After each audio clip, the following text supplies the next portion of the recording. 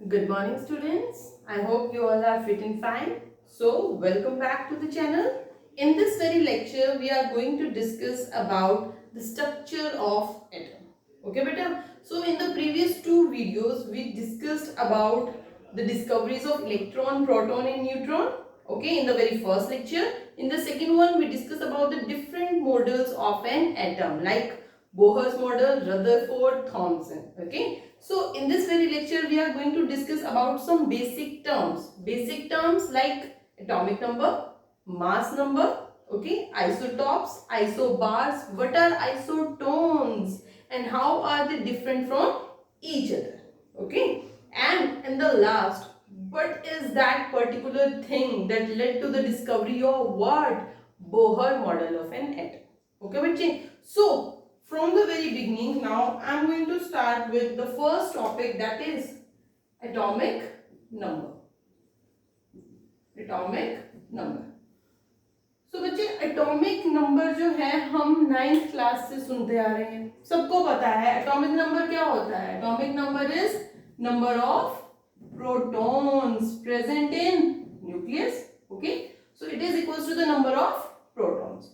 Till now, according to the Bohr's model, structure of atoms is like this: the positive protons and neutral neutrons, they are present inside the nucleus, and the electrons are revolving around the nucleus in the fixed orbit, and this orbit is going to have a fixed amount of energy. That means the energy of this orbital is the energy of this orbit beta, sorry, because there is a difference between the term what? Orbit and orbital. Okay, so this is orbit, so the energy of this orbit is fixed. The energy of the orbit is fixed. So atomic number क्या होता है बच्चे? atomic number होता है number of protons, यानी कि किसी भी एटम में जितने नंबर ऑफ प्रोटॉन्स प्रेजेंट होते हैं वो उसका क्या है? Atomic number. एग्जांपल लेंगे हाइड्रोजन. हाइड्रोजन का एटॉमिक नंबर क्या बात करते हैं? 1. दैट मीन्स कितने नंबर ऑफ प्रोटॉन हुए हाइड्रोजन में? 1. Helium atomic number 2, so the number of proton is also equals to 2. Calcium atomic number 20, number of protons कितने हुए बेटा? 20. ओके, यानी कि जितने प्रोटॉन्स उतना ही क्या उसका एटॉमिक नंबर. Very good. अब क्या बात हो सकती है? क्या हम ये कह सकते हैं कि जो एटॉमिक नंबर है वो नंबर ऑफ न्यूट्रॉन्स के बराबर होता है? क्या हम ये कह सकते हैं? नहीं कह सकते. बेटा देखो, डेफिनेशन क्या होती है सबको पता है. अब मैं सिर्फ ये बता रही हूँ कि हम इसमें यही क्यों कह रहे हैं कि नंबर ऑफ प्रोटॉन्स के बराबर होता है. मैं ये क्यों नहीं कह सकती कि नंबर ऑफ न्यूट्रॉन्स के बराबर होता है? एग्जाम्पल सोच के देखो जरा. एग्जाम्पल क्या रखेंगे? मान लो अब एग्जाम्पल है 7 and 14. ओके, चलो 7 and 14 नहीं लेते बिकॉज इसको हम कब यूज करेंगे? जब हम आइसोटोन्स की बात करेंगे. जब हम किसकी बात करेंगे बच्चे? आइसोटोन्स की बात करेंगे. हम एग्जाम्पल ले लेते हैं 6012 and 6013. प्रोटॉन दोनों में 6, न्यूट्रॉन अगर निकालूं यहाँ पे 6 है, यहाँ पे 7 है. ठीक है, कैसे निकालते हैं ये अभी हम इसी लेक्चर में पढ़ेंगे, लेकिन स्टार लगा के ये बात दिमाग में याद रखनी है कि जो एटॉमिक नंबर है वो नंबर ऑफ प्रोटॉन्स के बराबर होता है, ना कि नंबर ऑफ न्यूट्रॉन्स के बराबर. एग्जांपल यहाँ पे देख सकते हो, कार्बन के एक आइसोटॉप में न्यूट्रॉन 6 है, एक में 7 है. तो अगर न्यूट्रॉन के हिसाब से करते तो कार्बन के क्या हो जाते? 2 एटॉमिक नंबर हो जाते. समझ रहे हो? तो इसलिए सिर्फ और सिर्फ क्या है? नंबर ऑफ प्रोटॉन्स के बराबर होता है क्या? Atomic number. एक ये की पॉइंट हमने आज समझा. दूसरा क्या है बच्चे हमारा? Mass number. देखो मास नंबर की अगर मैं बात करती हूँ तो मास किसके बराबर होता है? डेफिनेशन सबको रटी हुई है, sum of protons and sum of neutrons. यानी कि आपको प्रोटॉन और न्यूट्रॉन को ऐड कर देना है, यानी कि जितने भी न्यूक्लियस के अंदर प्रोटॉन है या न्यूट्रॉन है दोनों के नंबर्स को ऐड करूंगी तो क्या आएगा? रफली मेरा मास नंबर आ जाएगा. ठीक है भाई, ये हमने करेक्ट मान ली स्टेटमेंट. एग्जाम्पल यही लेते हैं हाइड्रोजन. हाइड्रोजन का एटॉमिक नंबर 1, तो नंबर ऑफ प्रोटॉन क्या हुआ 1। न्यूट्रॉन इसमें 0 होता है, ठीक है। तो अगर मैं बात करूं कि इसका अगर मैं मास नंबर निकालना चाहूं, मास नंबर किसका, हाइड्रोजन का, तो वो क्या होगा 1 + 0 = 1। That means mass number of hydrogen is 1। अब हीलियम की बात कर लेते हैं, और आप लेने दो अभी मैं आपको समझाऊंगी कि इसको रिवर्स कैसे निकालें। दैट मींस मास नंबर पता है तो प्रोटॉन न्यूट्रॉन कैसे निकाल सकते हैं। अब हीलियम का एटॉमिक नंबर क्या है 2, यानी कि प्रोटॉन कितने हुए 2 हुए, इसमें न्यूट्रॉन भी कितने होते हैं 2। तो मास नंबर किसके इक्वल आएगा बच्चे, मास नंबर ऑफ हीलियम क्या होगा 2 + 2, number of protons plus number of neutrons is equals to 4। Getting my point. So atomic number is equals to the number of protons and the mass number is equals to the sum of what, protons as well as neutrons। तो अब एक की point हमने समझा किसमें, atomic number में। अब एक की पॉइंट समझना बनता है किसमें, मास नंबर में। तो मास नंबर का बेटा जो की पॉइंट है वो ये है कि अगर मैं बात करती हूँ यहाँ मास की, मास बराबर है किसके, प्रोटॉन के और न्यूट्रॉन के। क्या अब मैं यहाँ पे इलेक्ट्रॉन का कुछ यूज कर सकती हूँ, हाँ या ना, बिल्कुल कर सकते हैं। कैसे कर सकते हैं, अब ध्यान से सुनो। कोई भी न्यूट्रल स्पीशीज, ये नोट डाल के लिख लेना कि in neutral species number of protons is equals to number of electrons. बेटा नंबर ऑफ प्रोटॉन्स बराबर होते हैं किसके, नंबर ऑफ इलेक्ट्रॉन्स के, तभी तो वो न्यूट्रल है। ध्यान से समझो, proton means positive, electron means negative. कोई भी चीज, अब ये पॉजिटिव और नेगेटिव ऐड हो रहे हैं, ये 0 कब होंगे, अब मान लो ये +3 है, ये -3 होगा तभी तो 0 होंगे। अगर ये +3 है और ये -2 है तो क्या ये 0 है, नहीं, ये किसके बराबर होंगे, ये 1 के बराबर होंगे। समझ आ रही है मेरी बात। तो अगर मेरा यहाँ पे जो कीवर्ड है वो है तुम्हारा न्यूट्रल, जो बच्चे हमेशा ज्यादातर भूल जाते हैं। यानी कि जब नंबर ऑफ प्रोटॉन्स और नंबर ऑफ इलेक्ट्रॉन्स बराबर तो होंगे, बिल्कुल होंगे, लेकिन किस में होंगे, न्यूट्रल स्पीशीज में हमारे पास बराबर होंगे। Okay, so the key point is, अगर मैं न्यूट्रल निकालना चाह रही हूँ, यानी कि मुझे निकालना है mass number of neutral species है मेरे पास कोई, तो मैं क्या कर सकती हूँ, प्रोटॉन को किससे रिप्लेस कर दूं, इलेक्ट्रॉन से, because electron and proton they are equal in number. Okay, so this is the key point related to your mass number, that in neutral species the number of what, the number of protons is equals to what bache, the number of electrons। okay students, so the next topic is isotopes, isobars as well as isotones। so starting with the very first thing, isotopes।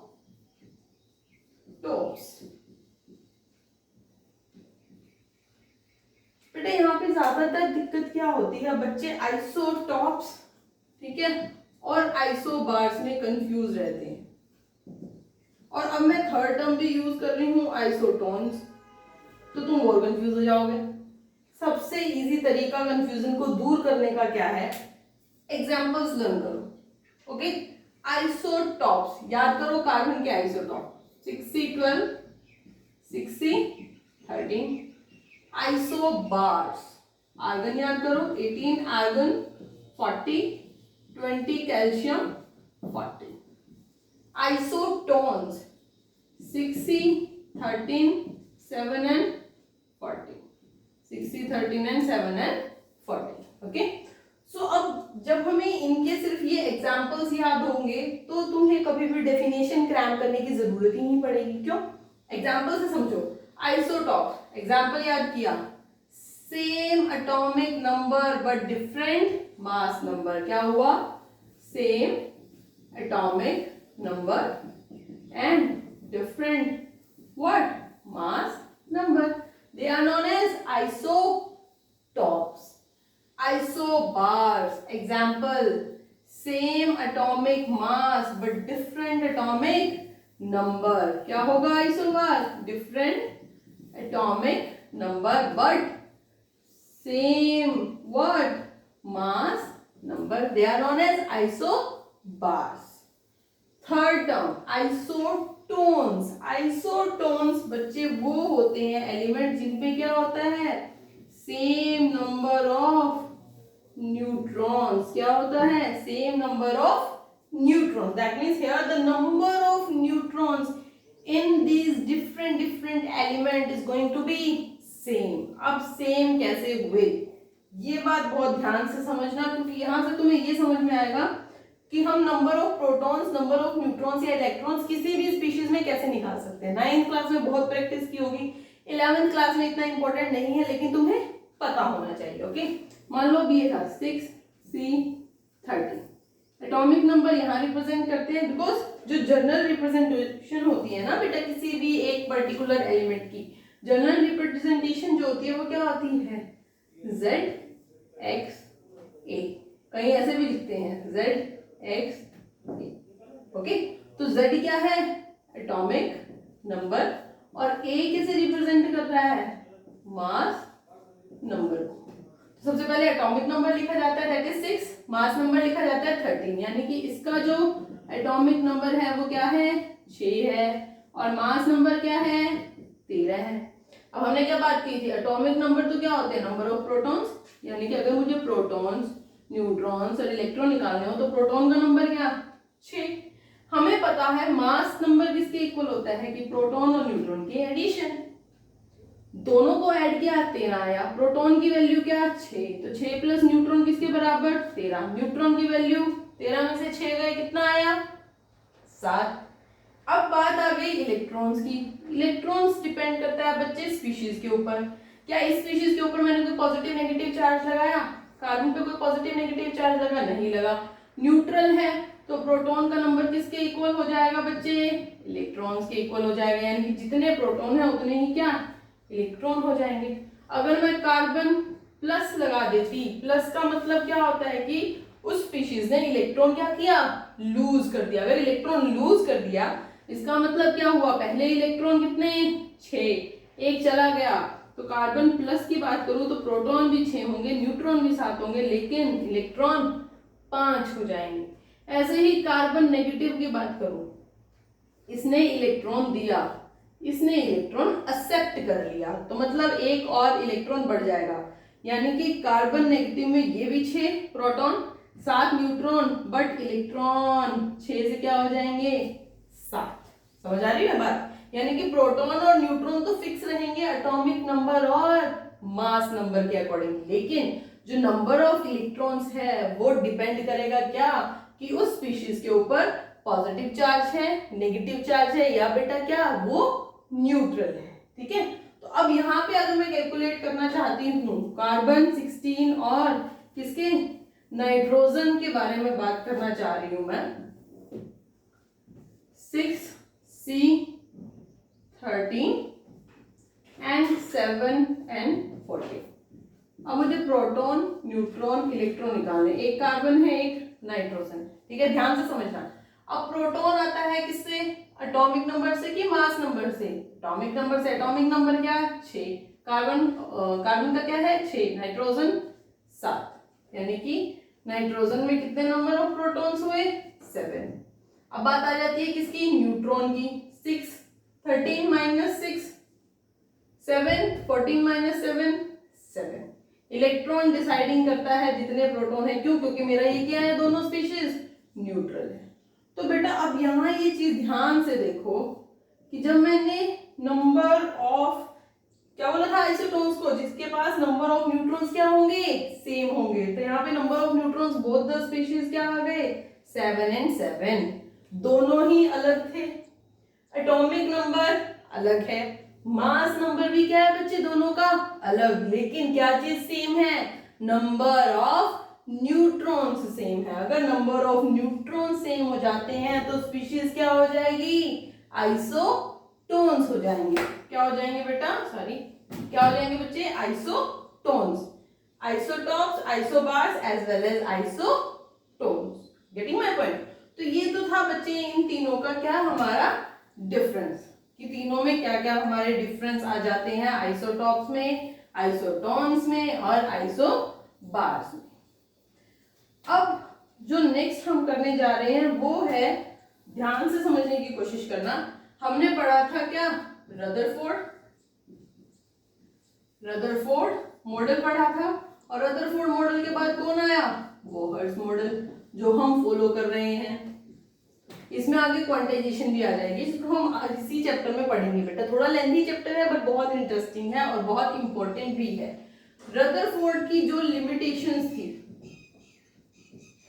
एक तो क्या था, के capture, बता चुकी हूँ, जिन बच्चों ने नहीं देखा वो प्रीवियस वीडियो देख सकते हैं। लेक्चर नंबर 2 में हम डिस्कस कर चुके हैं के कैप्चर। फिर बात थी बेटा कि अगर इलेक्ट्रॉन रिवॉल्व ही ना करे, हम ये मान लेते हैं कि इसने बोला कि पॉजिटिव है और इलेक्ट्रॉन रिवॉल्व कर रहा है, मैं कह रही हूँ इलेक्ट्रॉन रिवॉल्व नहीं कर रहा, इलेक्ट्रॉन क्या है, स्टेशनरी है। अगर इलेक्ट्रॉन स्टेशनरी होता तो ये नेगेटिव पॉजिटिव है, ये इसको अपने अंदर अट्रैक्ट कर लेता, तो क्या रह जाता है, नेगेटिव पॉजिटिव। ये कुछ थॉमसन मॉडल जैसा नहीं हो गया, क्या हो गया, Thompson model. But Thompson model की तो खुद के बहुत लिमिटेशंस है।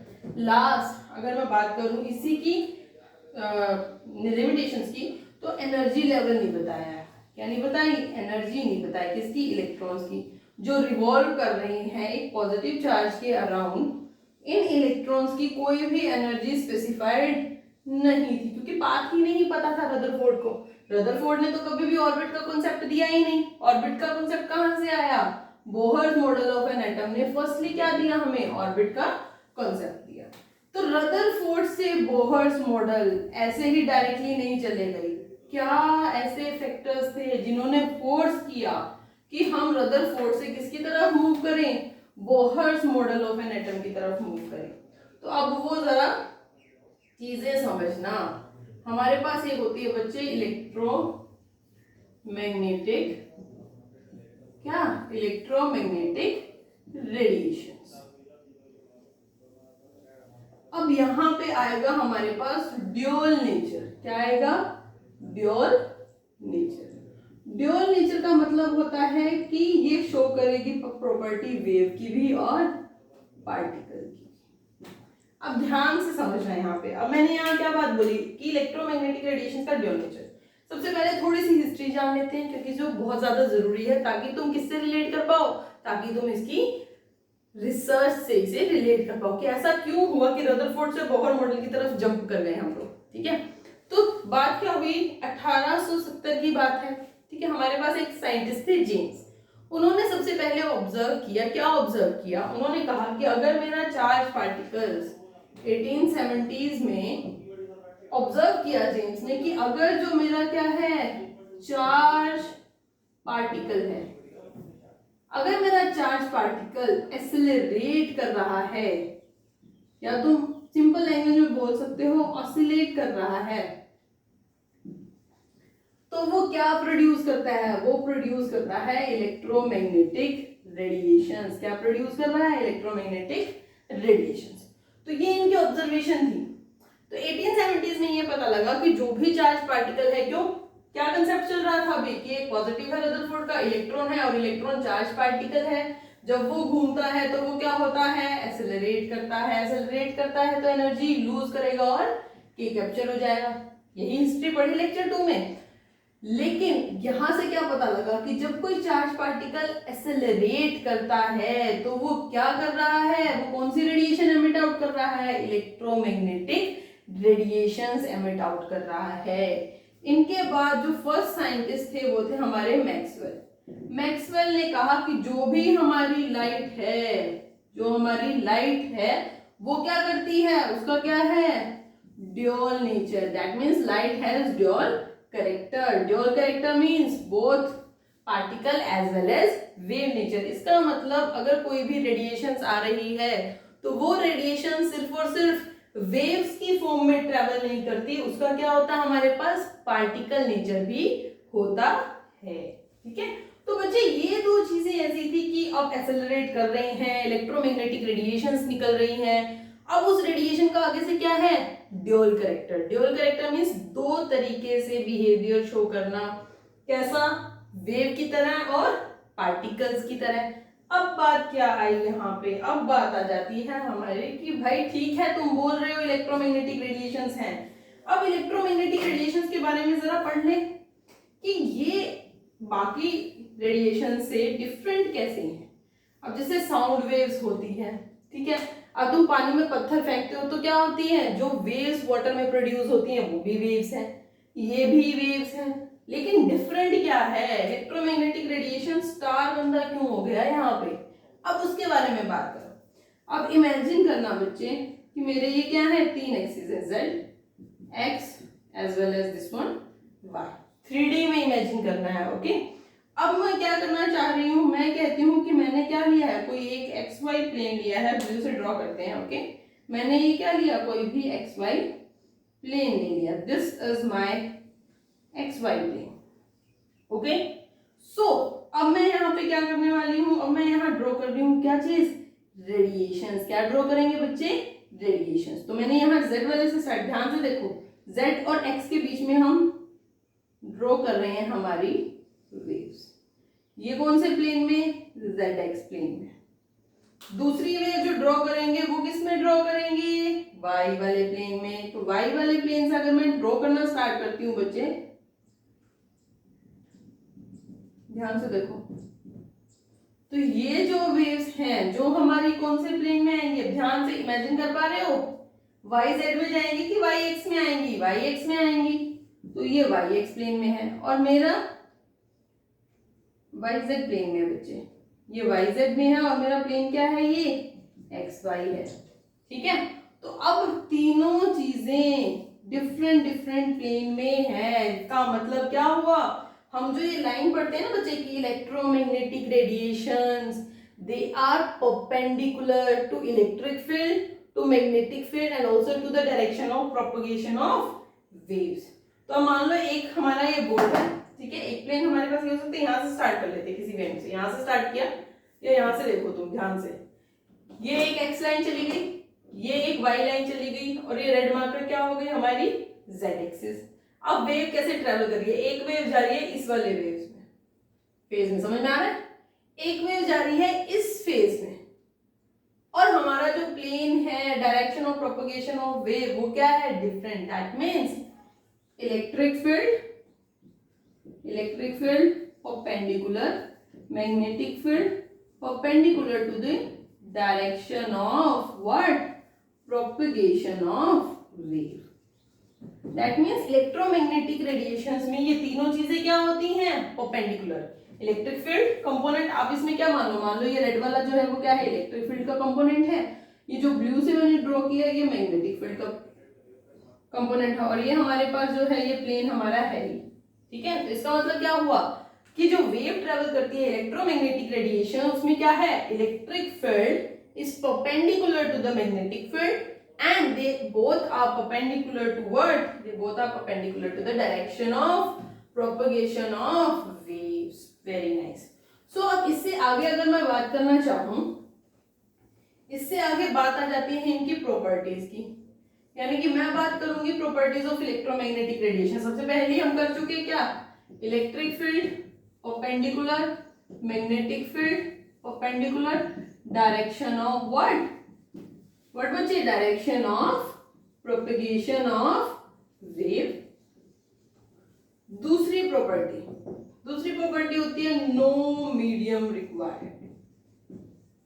दैट मीन्स बेटा जैसे कि साउंड वेव्स होती हैं, they require medium to travel, समझ आ रही है बात, कि उनको कोई ना कोई मीडियम चाहिए ट्रेवल करने के लिए, जैसे कि एयर। वैक्यूम में एक्सपेरिमेंट कभी किया भी हो शायद आप लोगों ने, कि वैक्यूम में जो बेल होती है उसकी रिंगिंग हमें सुनाई नहीं देती, बिकॉज उसे कोई मीडियम ही नहीं मिला ट्रैवल करने के लिए। लेकिन इलेक्ट्रोमैग्नेटिक रेडिएशंस को किसी भी मीडियम की रिक्वायरमेंट नहीं होती। इसका मतलब अगर एक चार्ज पार्टिकल है वो एक्सेलरेट या ऑस्किलेट कर रहा है, तो वो जो रेडिएशंस एमिट आउट कर रहा है वो वैक्यूम में भी क्या करेंगी, ट्रेवल करेंगी। क्या करेंगी, वैक्यूम में भी ट्रेवल करेंगी। थर्ड, जब वो वैक्यूम में ट्रेवल करती हैं उनकी स्पीड क्या रहती है, same. That means irrespective of their wavelength, irrespective of their what, wavelength. यानी कि मान लो बच्चे को एक इलेक्ट्रोमैग्नेटिक रेडिएशन है, उसकी वेवलेंथ एक की क्या है 10 नैनोमीटर और एक की क्या है 20 नैनोमीटर। जब वो वैक्यूम में नहीं है तो दोनों की स्पीड ऑफ प्रोपगेशन क्या होती है डिफरेंट डिफरेंट, लेकिन जैसे ही वो वैक्यूम में एंटर करेंगी तो दोनों की स्पीड क्या होगी सेम। दैट मीन्स फिर वैक्यूम में वेवलेंथ डिसाइडिंग फैक्टर नहीं रहेगा, सभी की सभी जो वेवलेंथ्स हैं इलेक्ट्रोमैग्नेटिक रेडिएशंस की वो क्या करेंगी सेम स्पीड से ट्रेवल करेंगी। मीडियम नहीं चाहिए, परपेंडिकुलर है, सेम स्पीड से क्या करती हैं ट्रेवल करती हैं। फिर बात आती है बेटा एक टर्म और होती है इलेक्ट्रोमैग्नेटिक स्पेक्ट्रम। अब देखो स्पेक्ट्रम वर्ड अब बहुत यूज होगा इसमें, एटॉमिक स्पेक्ट्रा, हाइड्रोजन स्पेक्ट्रा, ठीक है ये सब समझ, emission spectra, absorption spectra use होगा। तो उससे पहले ये चीज समझो कि इलेक्ट्रोमैग्नेटिक स्पेक्ट्रम क्या है। अब इलेक्ट्रोमैग्नेटिक रेडिएशन कोई एक तरीके की है नहीं, बहुत सारी है। किसके बेसिस पे अपनी वेवलेंथ के बेसिस पे। जैसे कि यहाँ देखो गामा रेज होती हैं, एक्स रेज होती हैं, यूवी है, आईआर है, विजिबल यूवी है, आईआर है, हमारे पास विजिबल है, माइक्रोवेव है और रेडियो वेव भी है। ठीक है, ये सारी की सारी क्या है इलेक्ट्रोमैग्नेटिक वेव्स। तो अगर मैं इनको एक पर्टिकुलर लाइन में अरेंज कर दूं, कैसी अरेंजमेंट है जहां पे lambda is for wavelength, wavelength बढ़े, mu is for frequency, frequency घटे। तो ये अरेंजमेंट जो है, ये अरेंजमेंट मेरी क्या कहलाई इलेक्ट्रोमैग्नेटिक स्पेक्ट्रम कहलाई। क्या कहलाई बच्चे इलेक्ट्रोमैग्नेटिक स्पेक्ट्रम। तो ये सीक्वेंस जरूर याद कर लेना। क्या है बहुत आसान है। सबसे पहले gamma rays, X rays, UV, IR, ठीक है ना, microwave as well as radio waves. UV IR, बेटे यूवी में यहाँ ही हमारा विजिबल रीजन है, ठीक है, IR then microwave and then radio waves. तो in the increasing order of their wavelength but decreasing order of what, decreasing order of frequency. Very good. अब देखो इलेक्ट्रोमैग्नेटिक रेडिएशंस की प्रॉपर्टीज तुमने पढ़ ली। अब देखो बच्चे जब भी अब हम क्या डिस्कस कर रहे हैं, अभी तक वेव नेचर स्टडी कर रहे हैं। क्या कर रहे हैं वेव नेचर स्टडी कर रहे हैं। That means we are discussing the wave nature of electromagnetic radiations. Electromagnetic radiations properties पढ़ ली, स्पेक्ट्रा पढ़ लिया। अब थोड़ी सी टर्म्स पढ़ो। टर्म्स क्या है, तीन टर्म है हमारी। एक होती है वेवलेंथ, एक होता है वेव नंबर और एक होती है फ्रीक्वेंसी। ठीक है, अब वेवलेंथ, वेव नंबर, फ्रीक्वेंसी बहुत कॉमन टर्म्स हैं, कई बच्चों को पता भी होगा। ध्यान से सुनो। अब जब मैं एक वेव ड्रॉ करती हूं, ठीक है, upper part crust, lower part trough. तो हमने दो चीजों में डिवाइड किया कि जो मेरी इस लाइन से ऊपर का पार्ट है दैट इज क्या बोलेंगे क्रस्ट, और जो डाउन साइड में पार्ट है नीचे जा रहा है उसे क्या बोलेंगे ट्रफ। ये क्या हुआ क्रस्ट, ये क्या हुआ ट्रफ। समझ आ गई बात। अब ध्यान से सुनो, वेव लेंथ दैट मीन्स जो तुम्हारी वेव है वो कितनी लंबी है। अब अगर मुझे कोई डिस्टिंक्शन ही ना दे कि 1 सेंटीमीटर क्या होता है तो मैं लेंथ कैसे मेजर करूं। समझ आ रही बात।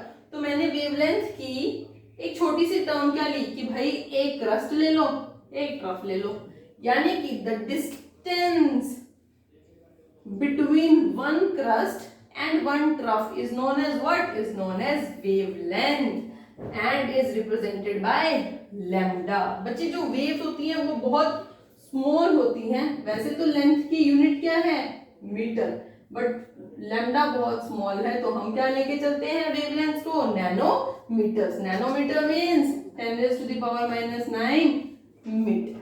ठीक है, अब वेवलेंथ के बाद बात आ गई किसकी, वेव नंबर की। अब वेव नंबर में अगर मैं बात करना चाहूं तो वेव नंबर क्या होता है मेरा 1/लैम्डा। 1/लैम्डा ध्यान से सुनो, wave number that means number of wave per unit length. कितनी लेंथ में, मान लो 2 मीटर की लेंथ है, उसमें कितनी नंबर ऑफ वेव्स आ रही हैं, वो क्या रिप्रेजेंट कर रही है, वेव नंबर। यानी कि मैंने क्या लिया, 1 मीटर लिया, मान लो ये यहाँ तक का डिस्टेंस क्या है, कंप्लीट कर देते हैं बच्चे, यहाँ तक का डिस्टेंस क्या है, ये 1 मीटर है। 1 मीटर में नंबर ऑफ वेव मतलब क्रस्ट और ट्रफ 1, क्रस्ट और ट्रफ 2, क्रस्ट एंड ट्रफ 3, तो 1 मीटर में कितनी वेव्स, 3। तो इसका जो लैम्डा इनवर्स होगा वो क्या होगा, वेव नंबर होगा। वो किसके रिप्रेजेंट करा हमने, number of waves per unit length. अब पर यूनिट लेंथ हो जाती है तो यूनिट क्या होगी, मीटर इनवर्स। बट स्मॉल होता है लैम्डा इनवर्स तो हम क्या लेते हैं, सेंटीमीटर इनवर्स ले लेते हैं। ठीक है, छोटी क्वांटिटी से डील करते हैं। लास्ट आ जाती है हमारे पास क्या, फ्रीक्वेंसी। अब फ्रीक्वेंसी का मतलब क्या हुआ, ध्यान से समझना, रब कर लेते हैं बच्चे थोड़ा ताकि आपको कंफ्यूजन ना हो। ओके, तो फ्रीक्वेंसी का मतलब क्या हुआ, मान लो ये हमारी वेव ट्रेवल कर रही है, ठीक है। अब मान लो मैंने यहां से स्टार्ट किया और 1 सेकंड में ये यहां तक पहुंच गई। Time period, time based, time क्या, 1 सेकंड। तो फ्रीक्वेंसी क्या है, फ्रीक्वेंसी क्या है, number of what, waves in 1 second. Point fix कर लिया, उस पॉइंट पे 1 सेकेंड में, यानी कि मैं यहां खड़ी हूं, ये मेरा पॉइंट फिक्स्ड है, मैं खड़ी हो गई, वेव आ रही थी, वेव आके मुझे क्रॉस करके जा रही है, कितनी नंबर ऑफ वेव्स मुझे क्रॉस करके गई 1 सेकेंड के अंदर, सिर्फ और सिर्फ 1 सेकेंड, तो वो क्या है, मेरी फ्रीक्वेंसी। फ्रीक्वेंसी की यूनिट क्या होती है बच्चे, हर्ट्ज। क्या आती है, हर्ट्ज। तो अब एक लास्ट जो है आज की क्लास में, वो है हमारा एक formula, c is equals to nu lambda. c speed of light 3 × 10⁸ metre per second, nu frequency, lambda wavelength. तो c is equals to nu lambda, ये आपका क्या है, फॉर्मूला जो बार बार यूज होगा। ये क्या है, स्पीड ऑफ लाइट, ये क्या है, न्यू फ्रीक्वेंसी, लैम्डा क्या है बच्चे, वेव। आई होप ये जो सिंपल सिंपल सी टर्म्स हमने पढ़ी, क्या क्या, स्टार्टिंग कहां से की, एटॉमिक नंबर, एटॉमिक मास, ठीक है ना, atomic number, mass number, you can say that, isotopes, isobars, isotones क्या होते हैं, रदरफोर्ड से बोहर की तरफ गए तो क्यों गए, जेम्स की वजह से, मैक्सवेल की वजह से। क्या बोला उन लोगों ने कि जो भी एक्सेलरेटेड या ऑस्किलेटिंग चार्ज पार्टिकल होगा वो क्या एमिट करेगा, इलेक्ट्रोमैग्नेटिक रेडिएशंस एमिट करेगा। इलेक्ट्रोमैग्नेटिक रेडिएशंस की प्रॉपर्टीज पढ़ी, फिर क्या पढ़ा, वेवलेंथ क्या होता है, वेव नंबर क्या होता है, फ्रीक्वेंसी क्या होती है, और इनका ये एक इंपॉर्टेंट रिलेशन क्या होता है। अब बच्चे मैं ट्राई कर रही हूँ कि बहुत जल्दी जल्दी वीडियोस आए, ठीक है, लेकिन कई बार ऐसा होता है कि टाइम नहीं लग पाता, आप समझते हो। तो अब क्या है, अगर इन बिटवीन वीडियोस नहीं आ पाई तो संडे टू संडे आपको, या संडे टू सैटरडे आपको हर बार एक वीडियो जरूर मिलेगी, ठीक है। रश करने की जरूरत नहीं है, आराम से समझो चीजों को, ये बिल्कुल बेसिक से उठा रहे हैं, ठीक है ना, बिल्कुल बेसिक से समझाने की कोशिश कर रही हूँ ताकि आप केमिस्ट्री को समझ पाए, केमिस्ट्री को जान पाए। जब तक आप केमिस्ट्री को नहीं समझोगे तो केमिस्ट्री आपकी समझ में बिल्कुल भी नहीं आएगी, ठीक है बच्चे। मैं अब देखो, जब मैं अपने स्कूल टाइम में थे तो हमें लगता है कि ऑर्गेनिक पोर्शन नहीं आ रहा, इनऑर्गेनिक पोर्शन नहीं आ रहा, लेकिन जब आप हायर क्लासेस में जाते हो, आप मास्टर्स करते हो, जैसे मैंने मास्टर्स की थी बच्चे अपनी पंजाब यूनिवर्सिटी कैंपस से ही, केमिस्ट्री डिपार्टमेंट से, ठीक है। तो आपके पास इतने अच्छे हाईली क्वालिफाइड टीचर्स वहां पे होते हैं, प्रोफेसर्स आपके इतने रेप्यूटेड होते हैं। अगर आपको विश्वास नहीं हो रहा तो आप सर्च कर सकते हो कि केमिस्ट्री डिपार्टमेंट के प्रोफेसर्स का जरा बायोडाटा देखना। लेकिन जो वो चीजें समझा रहे हैं, जिस लेवल पे वो चीजें समझा रहे हैं, उस लेवल तक आपको खुद से बिल्ड करना पड़ेगा। आईआईटीज में जाओगे, एंट्रेंस टेस्ट दोगे तो उस लेवल तक पहुंचना पड़ेगा जहां वो चीजें समझाना चाहते हैं। समझ आ रही है बात, बिल्कुल बेसिक से बार बार कोई नहीं उठाने वाला, लेकिन ये वीडियोस धीरे धीरे देखो, आराम से समझो, बेसिक चीजें समझो, रट्टा नहीं मारना। समझ आ रही बात, अगर कुछ चीज दिक्कत आती है कमेंट में पूछो, ठीक है बच्चे।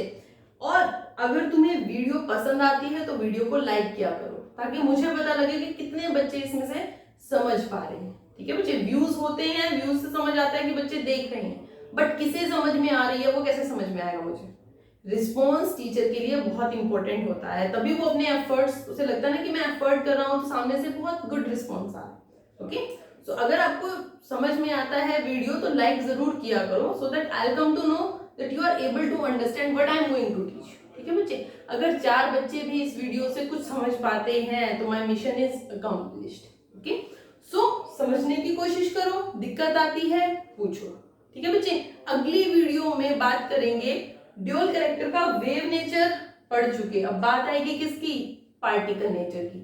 प्लैंक्स क्वांटम थ्योरी के बारे में भी बात करेंगे, ठीक है, ब्लैक बॉडी रेडिएशंस के बारे में भी बात करेंगे, तो वो बात जो है वो हम किस में स्टडी करेंगे? नेक्स्ट लेक्चर में। सो ओके बच्चे, be alert about the videos. Okay, so Sunday to Sunday hopefully 110% एक वीडियो अपलोड पक्का हुआ करेगी, और अगर इन बिटवीन टाइम होगा तो बहुत सारी वीडियोस भी अपलोड होंगी। ठीक है बच्चे, okay, so all the best and safe at your homes. Okay, so all the best.